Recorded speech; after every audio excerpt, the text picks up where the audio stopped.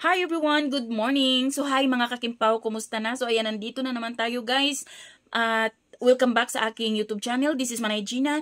And for today's video, pag-usapan natin si Kim Chiu. Kasi nga guys, nung nakaraang araw, grabing bash ang natanggap ni Kim dahil sa pagsabi niya ng deserve sila ni Bong sa It's Showtime. No, grabe yung bashing na natanggap nilang dalawa. So ngayon, meron akong napanood na Julie's Big Shop na yung mukha ni Kim is tinakpan kasi nga daw humina yung kanilang sales dahil ang mga tao, ang mga Duterte supporters hindi na sa kanila bumibili. Ayaw na dahil andun yung mukha ni Kim. Ngayon tinakpan pero di ko alam guys kung saang lugar yon.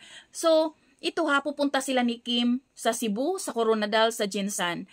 Sana lang maging okay ang lahat, sana lang hindi talaga i-boycott, no?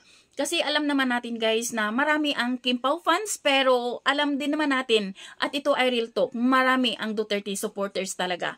So, ito lang kung nakadepende kasi yung kung paano i-deliver ni Kim at saka ni Bong.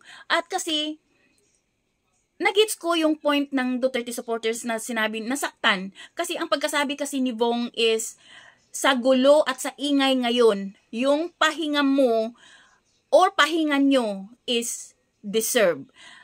Guys, sana lang kunting diferensya, kunting lang, wag na sanang palakihin, no? Kasi kawawa din naman si Kim, kawawa si Paulo, mayroon silang movie. Si Kim sana dahan-dahan dahil may movie kang ipapalabas. At ang malaki ang contribute ng mga Duterte supporters kasi ang lawak, ang laki nila. Hindi lang sa Pilipinas, OFW. Kim, iha, dahan-dahan para hindi ka maibas at hindi maiboycott yung iyong movie. Oo, malaki ang Kim Pao fans, pero isipin nyo na lang na marami ang Duterte supporters dito man sa Pilipinas at sa ibang bansa, mga OFW. Sana lang hindi magiging sagabal ito.